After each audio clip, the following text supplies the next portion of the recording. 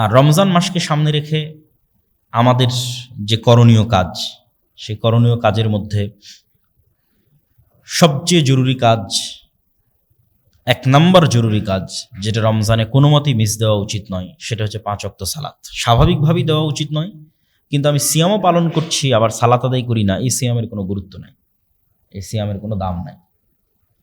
দাজ্জাল যখন আসবে তখনও সাহাবী রাসূল সাল্লাল্লাহু আলাইহি ওয়াসাল্লামকে জিজ্ঞেস করল, আল্লাহ নবী সালাত কেমনে হবে? একদিন যদি 1 বছর হয়, সালাত কেমনে হবে? তাহলে দেখেন সাহাবীদের মাথায় সালাত কিভাবে ঢুকে আছে, যে দাজ্জালের ফিতনার ভয়ে ভীত হয়ে অন্য কোনো প্রশ্ন নয়, তাদের মাথায় প্রথম ক্যাচ করেছে সালাত। ঈসা আলাইহিস সালাতু ওয়াস সালাম যখন তার মায়ের কোলে, ফাআশারাত ইলাইহি ক্বালু কাইফা নুকাল্লিমু মান কানা ফিল মাহদি সাবিয়্যা ক্বালা ইন্নী আব্দুল্লাহ আতানিয়াল কিতাবা ওয়া জাআলানি নাবিয়্যা। ঈসা আলাইহিস সালাম বললেন মায়ের কোল থেকে যে আমি আব্দুল্লাহ, আল্লাহর বান্দা, আল্লাহ আমাকে নবী করেছে। ওয়া জাআলানি মুবারাকান আইনামা কুনতু, আর আমি যেখানেই থাকি না কেন আমি বরকতময়। ওয়া আওসানি বিস-সালাতি ওয়াজ যাকাতি মা দুমতু হাইয়্যা, আর আমার আল্লাহ আমাকে আদেশ দিয়েছে যেন আমি মরা পর্যন্ত সালাত আর যাকাত দিই, সালাত আদায় করে আর যাকাত দিই। কোরআনের আয়াত।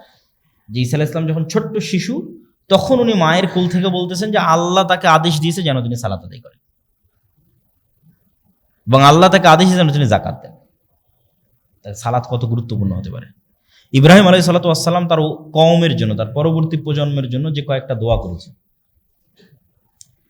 তার মধ্যে 2টা দোয়া সবচেয়ে গুরুত্বপূর্ণ। রব্বি জাআল হাযাল বালাদা আমিনা ওয়াজনুবনি ওয়া বানিয়া আন না'বুদাল আসনাম। আল্লাহ, এই যে শহর মক্কা শহর, এটাকে নিরাপদ করে দেন কিয়ামত পর্যন্ত, আর আমার পরবর্তী প্রজন্ম যেন ভুলেও মূর্তি পূজক না হয়। তাহলে মূর্তি পূজা কতটা শিরক, কতটা ভয়ঙ্কর খারাপ জিনিস, যে ঈসা আলাইহিস সালাম তার পরবর্তী প্রজন্ম জন্য যে গুরুত্বপূর্ণ দোয়াটা করতেছেন, সেখানে তিনি জায়গা দিচ্ছেন যেন তার পরবর্তী প্রজন্ম মূর্তি পূজক না হয়, মানে শিরক না করে। আর আরেকটা কি দোয়া করছেন? রব্বি জাআলনি মুকিমাস সালাহ ওয়া মিন যুররিয়াতি। আল্লাহ, আমি যেন সালাত আদায়কারী হই আর আমার পরবর্তী প্রজন্ম যেন সালাত আদায়কারী হয়, আমার পরবর্তী প্রজন্ম যেন বেনামাজি না হয়।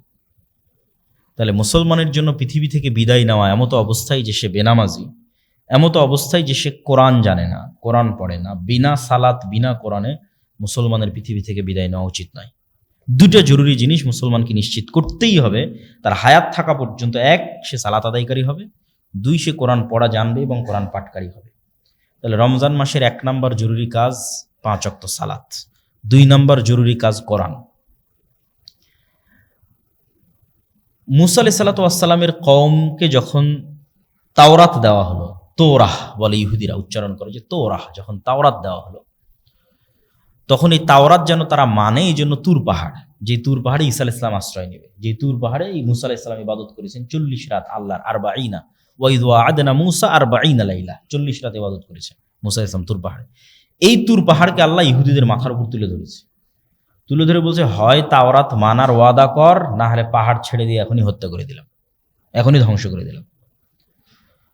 তখন বানু ইসরাঈল বলছে, ঠিক আছে, আমরা তাওরাত এবং তাওরাতে যা আছে এটা মানব। তো প্রত্যেক উম্মতের উপর যে গজব এসেছে, সে গজব আসার কারণ হচ্ছে ওই উম্মতের উপর পাঠানো কিতাবকে না মানা। তাওরাত যদি না মানে তো পাহাড় ছেড়ে দিয়ে আল্লাহ ধ্বংস করে দেবে। তাহলে উম্মতে মুহাম্মাদির উপর গজব আসবে যদি তারা কোরআনকে অবহেলা করে। আর উম্মতে মুহাম্মাদির উপর গজব নূহ আলাইহিস সালামের কওমের মতো বন্যার আকারে হবে না, লূত আলাইহিস সালামের কওমের মতো শহর উল্টিয়ে দেওয়া হবে না, আদ সামুদের মতো বিকট আওয়াজ বা ঝড়ো বাতাসে পরিপূর্ণ ধ্বংস হবে না। তাহলে উম্মতে মুহাম্মাদির উপর গজব কি? উম্মতে মুহাম্মাদি যদি কোরআন অবহেলা করে, বা আমি গজবে আছি কিনা এজ এ উম্মতে মুহাম্মাদি, সেটা আমি বুঝবো কিভাবে? সেটা হচ্ছে আমাদের উপর ভিন্ন জাতিকে আল্লাহ চাপিয়ে দেবে। আরাকানের রোহিঙ্গা, আর চায়নার উইঘুর, আর ফিলিস্তিন, আর বাংলাদেশ, আর যেখানে ভিন্ন জাতিকে তাদের উপর চাপিয়ে দেবে, এটা গজব। এটা হলো উম্মতে মুহাম্মাদির গজবের ধরন। উম্মতে মুহাম্মাদির গজব বন্যা নয়, ভূমিকম্প নয়, শহর উল্টিয়ে দেওয়া নয়, আকাশ থেকে অগ্নি বৃষ্টি নয়, বিকট আওয়াজ নয়। উম্মতে মুহাম্মাদির গজব হচ্ছে ইহুদি, খ্রিস্টান, হিন্দুরা এদেরকে কুচুকাটা করবে। যখন দেখবেন করতেছে তখন বুঝবেন গজব। যেমন হালাকু খা, চেঙ্গিস খা যখন বাগদাদে গিয়ে লক্ষ লক্ষ মানুষকে জবাই করেছে বাগদাদে, বুঝতে হবে এটা গজব। কেন এই গজব আসতেছে? কোরআনকে অবমূল্যায়ন করার কারণে। ইন্নাল্লাহ ইয়ারফাউ বিহাযাল কিতাবি আকওয়ামান ওয়া ইয়াদউ বিহি আখারিন। কোরআন এবং এই উম্মতের শক্তি সামর্থ্য দাড়িপাল্লায় সমান সমান।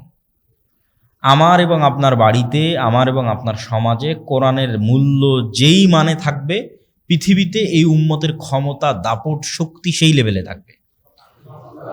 কোরআন আমাদের বাড়িতে, আমাদের ঘরে যেই নিম্ন লেভেলে থাকবে, পৃথিবীতে উম্মতে মুহাম্মাদের অবস্থা সেই নিম্ন লেভেলে থাকবে। এটা রাসূল সাল্লাল্লাহু আলাইহি ওয়াসাল্লামের হাদিসের আমি অনুবাদ করতেছি, যে তাহলে আমার এবং আপনার পৃথিবীর উন্নতি নির্ভর করতেছে কোরআন পড়া, মানা, বুঝা এবং শিখার উপর। পৃথিবীতে যদি উম্মতে মুহাম্মাদি চায় যে তারা শক্তিশালী, সামর্থ্যবান, পাওয়ারফুল হবে, তাহলে ফিরে আসতে হবে কোরআনের কাছে। এই রমজান মাস হচ্ছে কোরআনের মাস, শাহরু রমাদান আল্লাযী উনজিলা ফীহিল কোরআন। এবং ওই যে দাজ্জালের ফিতনা থেকে বাঁচার রাস্তাও কিন্তু কোরআন। সূরা কাহফের প্রথম 10 আয়াত এবং সূরা কাহফ দাজ্জালের ফিতনা থেকে মুক্তির রাস্তা। তো ওই সূরা কাহফ তো কোরআনেরই অংশ। কোরআন যাদের অন্তরে প্রথিত হয়ে আছে, এরা ফিতনায় পতিত হবে না। মানে কোরআনের বুঝ এবং কোরআনের জ্ঞান যাদের ভিতরে আছে।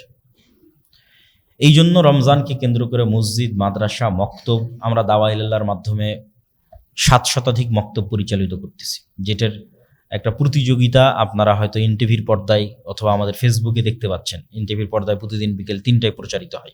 এটা শুধু মক্তবের বাচ্চা না, না মাদ্রাসার, না ইংলিশ মিডিয়াম স্কুলের, না কোথাও, একদম গ্রামে গঞ্জে প্রত্যন্ত অঞ্চলে মসজিদে যে মক্তব হয় সেখানে। তাহলে দ্বিতীয় জরুরি কাজ কোরআন, 1 নম্বর জরুরি কাজ সালাত, দ্বিতীয় জরুরি কাজ কোরআন, তৃতীয় জরুরি কাজ রমজান মাসের ফজিলত যদি আমরা পেতে চাই, যে অতীতের সকল গুনাহ ক্ষমা হয়ে যাওয়া, তাহলে গুনাহ মুক্ত রমজান হতে হবে, গুনাহ মুক্ত সিয়াম হতে হবে, না হলে এই ফজিলত পাওয়া যাবে না। ফজিলত এক জিনিস, ফারজিয়াত আদায় হওয়া এক জিনিস। ফারজিয়াত আদায় হওয়া আর ফজিলত দুইটা সম্পূর্ণ ভিন্ন জিনিস। তুমি যদি নিয়মিত ক্লাসে 40%, সর্বনিম্ন 40% যদি ক্লাসে উপস্থিতি থাকে, তাহলে তোমার ছাত্রত্ব টিকবে। আর যদি ক্লাসে উপস্থিতি 100% থাকে, তাহলে তোমাকে এই পুরস্কার দেওয়া হবে। ছাত্রত্ব টিকা আর পুরস্কার পাওয়া অনেক পার্থক্য আছে। তো আমি ঠিক আছে না খেয়ে থাকলাম, লজ্জা স্থান হেফাজতে, পেটের সিয়াম আর লজ্জা স্থানের সিয়াম। এই সিয়ামের কারণে কি হবে? সিয়াম না থাকার গুনাহ থেকে আমি বেঁচে যাব, ফারজিয়াত আদায় হয়ে যাবে। কিন্তু ফজিলত পূরণ করার জন্য আমাকে একটা শর্ত পূরণ করতে হবে, সেটা হচ্ছে গুনাহ মুক্ত রমজান লাগবে, গুনাহ মুক্ত সিয়াম লাগবে। জিহ্বারও সিয়াম লাগবে, চোখেরও সিয়াম লাগবে, কানেরও সিয়াম লাগবে, হাতেরও সিয়াম লাগবে, পায়েরও সিয়াম লাগবে।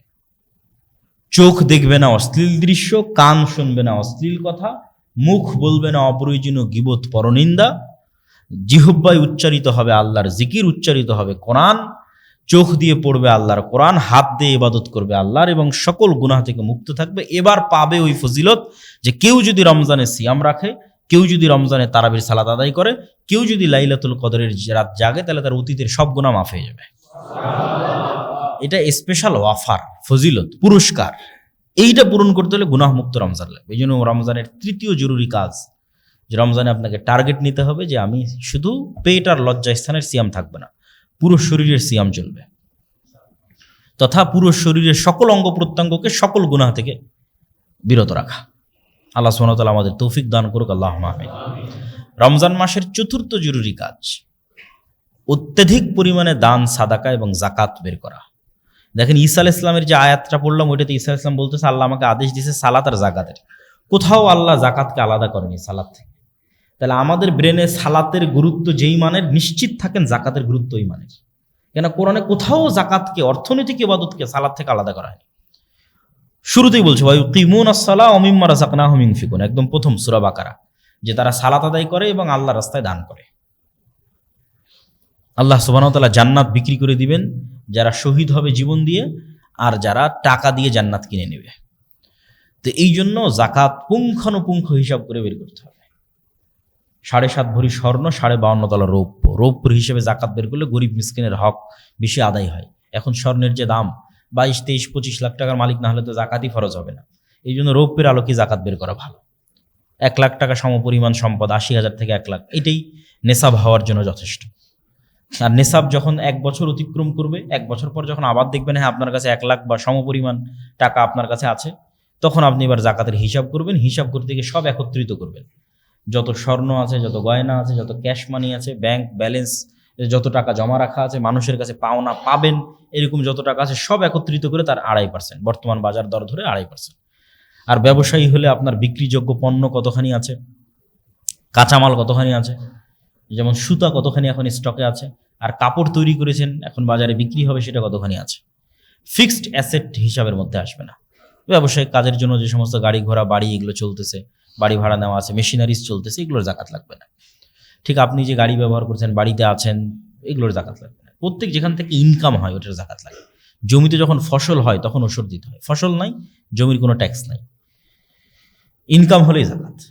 তো জাকাত খুব জরুরি এবং খুব গুরুত্বপূর্ণ। জাকাত যদি না দেওয়া হয় তাহলে জাকাত অনাদায়ী সম্পদের ধরন হিসেবে শাস্তি হবে। জাকাত অনাদায়ী সম্পদ যদি স্বর্ণরৌপ্য হয়, জাহান্নামের আগুনে ছ্যাঁক দিয়ে পিঠে ছ্যাঁক দেওয়া হবে, আর বলা হবে দেখো তো এটা কত মজাদার, কত সুস্বাদু, বিরিয়ানি যেমন স্বাদ এটা ওরকম স্বাদ না। আল্লাহ ওই শব্দ ব্যবহার করছে যে বলো তো স্বাদ কেমন লাগতেছে, আনন্দ কেমন লাগতেছে, আল্লাহ কিরকম মজাক করতেছে, ঠাট্টা করতেছে জাকাত অনাদায়কারী ব্যক্তির সাথে। দেখে যে আমরা খাবারের জন্য যে স্বাদ শব্দটা ব্যবহার করি ওইটা তার জন্য ব্যবহার করা হবে। আর যদি জাকাত অনাদায়কারী সম্পদ হয় এমনি টাকা পয়সা ধন দৌলত, তাহলে ওইটা হবে সাপের আকৃতিতে ছবল দিবে আর বলবে আমি তোমার সেই সম্পদ, সঞ্চিত সম্পদ যার জাকাত দাওনি, এখন স্বাদ কেমন একটু দেখো, সুস্বাদু কত আমার এই ছবল। আর যদি জাকাত অনাদায়কারী সম্পদ হয় গরু ছাগল, তাহলে এগুলোকে শিং দেওয়া হবে, খুর দেওয়া হবে, এরা ওই ব্যক্তিকে তার পায়ের আঘাতে এবং মাথার আঘাতে আহত করতে থাকবে আর বলতে থাকবে আমি তোমার সেই সম্পদ আর জাকাত হয়নি। এই জন্য জাকাত দিতেই হবে। রমজান মাসে পঞ্চম জরুরি কাজ শেষ 10 দিন রাত জাগা, এতেকাফ করা, লাইলাতুল কদরকে অনুসন্ধান করা। লাইলাতুল কদরি খায়রুম মিন আলফি শাহর। নূহ আলাইহিস সালাতু ওয়াস সালামের কওম 900 বছর হায়াত পাওয়ার পরেও নেকিতে উম্মতে মুহাম্মাদিকে পাল্লা দিতে পারবেন, অথচ উম্মতে মুহাম্মাদের বয়স 60 বছর। তাহলে নূহ আলাইহিস সালামের একটা কওম যদি কেউ 900 বছর আল্লাহর ইবাদত করে, হিসেবে তো কি বেশি আগে জান্নাতে যাওয়ার কথা এবং বেশি উঁচুতে স্থান দেওয়ার কথা। কিন্তু বেশি আগে জান্নাতে যাবে, বেশি উঁচুতে স্থান পাবে মাত্র 60 বছরের জীবন পাওয়া উম্মতে মুহাম্মাদ। এটা কোরআনের বরকত, লাইলাতুল কদরের বরকত। লাইলাতুল কদরের এক রাতি খায়রুম মিন আলফি শাহর, 1000 মাসের চেয়ে উত্তম। তাহলে কেউ যদি প্রতি বছর একটা করে লাইলাতুল কদর পায়, তাহলে ওর জীবনে ইবাদতের পরিমাণ কত বছরের সমান হতে পারে। তাহলে লাইলাতুল কদর এবং কোরআনকে মূল্যায়ন করে উম্মতে মুহাম্মাদি অতীতের উম্মতের চেয়ে ইবাদতে এবং নেকির প্রতিযোগিতায় এগিয়ে যাবে। এই জন্য লাইলাতুল কদরকে আমাদের অনুসন্ধান করতে হবে। রমজান মাসে লাইলাতুল কদর আছে নিশ্চিত, রমজান মাসের মধ্যে লাইলাতুল কদর আছে এটা নিশ্চিত। ইন্না আনজালনাহু ফি লাইলাতুল কদর শাহরু রমাজান আল্লাযী উনজিলা ফীহিল কোরআন, দুইটা আয়াত। আমি এটাকে অবতীর্ণ করেছি লাইলাতুল কদরে, আর শাহরু রমাজান আল্লাযী উনজিলা ফীহিল কোরআন, রমজান মাসে কোরআন অবতীর্ণ করেছি। তাহলে আমি যদি কোরআন লাইলাতুল কদরে অবতীর্ণ করে থাকি, রমজানে অবতীর্ণ করে থাকি, তাহলে লাইলাতুল কদর রমজানের মধ্যে আছে, আর বাইরে যাওয়ার সুযোগ নাই। এখন রমজানের মধ্যে মানুষ তার চেষ্টা অনুযায়ী লাইলাতুল কদরকে খুঁজবে। যারা রমজানের প্রতি রাত জাগবে তাদের তো শতভাগ নিশ্চয়তা। যারা তার চেয়ে কম জাগতে চায় তারা শেষ 10 দিনের প্রত্যেক রাত, যারা তার চেয়ে কম জাগতে চায় তারা শেষ 10 দিনের বিজোড় রাত, এর নিচে নামার সুযোগ নেই। শুধু 27, শুধু 21 এরকম কোন স্পষ্ট দলিল কোরআন এবং হাদিসে নাই। শেষ 10 দিনের বিজোড়ের কথা রাসূল সাল্লাল্লাহু আলাইহি ওয়াসাল্লাম বলেছেন। আর যারা ইতিকাফে থাকবে তাদের জন্য জরুরি হচ্ছে রমজান মাসে ইতিকাফ অবস্থায় অন্য স্বাভাবিক গল্প তো বহু পরের কথা, অন্য আলেম ওলামার বক্তব্য শোনা, অন্য আলেম ওলামার বই পড়াও ঠিক না। ইতিকাফ অবস্থায় আপনার কাজ জিকির, সালাত, কোরআন, দোয়া, ব্যাস। এইভাবে ইতিকাফকে মূল্যায়ন করতে হবে। ইতিকাফে বসে আপনি সারাদিন ফোন চালাচ্ছেন, এটা ইতিকাফ হলো না। ইতিকাফ মানে সোশ্যালি ডিসকানেক্টেড হওয়া। তো আগের যুগে আমরা ফিজিক্যালি, যেহেতু আমাদের সমাজ ব্যবস্থা ছিল, তাই ফিজিক্যালি গিয়ে আমরা ডিসকানেক্ট হতাম মসজিদের কোনায়। এখনকার আমার সমাজ ব্যবস্থা হচ্ছে ডিজিটাল সমাজ ব্যবস্থা। তাহলে আমি যখন ফেসবুকে চালাচ্ছি, আমি কিন্তু চায়ের আড্ডার স্থলেই আছি। মানে আগের যুগের বাইরের চায়ের স্টল এখনকার ফেসবুক। তাহলে আমি ইতিকাফে বসে ফেসবুক চালাচ্ছি, মানে আমি যেন মসজিদ থেকে বের হয়ে ইতিকাফ ভেঙে চায়ের স্টলে যে আড্ডা দিচ্ছি, ফেসবুকে কমেন্ট করতেছি, রিপ্লাই দিচ্ছি, ইউটিউব ভিডিও দেখতেছি। তাহলে এখনকার যুগে ইতিকাফ মানে আগে মোবাইল থেকে ডিসকানেক্ট হতে হবে, ডিজিটালি আগে ডিসকানেক্টেড হতে হবে। ডিজিটাল যে সমাজ ব্যবস্থা আগে ওটার থেকে বিচ্ছিন্ন, তারপরে সশরীরে বিচ্ছিন্ন। ডিজিটালি এটা সাথে গেল এবং এটার মাধ্যমে সমাজ ব্যবস্থার সাথে কানেক্ট থাকলাম, এই ইতিকাফ প্রকৃত ইতিকাফ হবে না।